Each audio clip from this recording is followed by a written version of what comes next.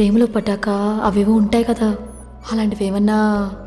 ఎందుకుండే భాగ్యం, ఆ రోజు ఫిబ్రవరి 14th. అప్పటి వరకు గుంపులో కలుసుకునే మేము కూసింత గుట్టుగా కలుసుకునేవా. ఇప్పటికే ఆ మూమెంట్ తలుచుకుంటే ఊనుకొచ్చేస్తుంది.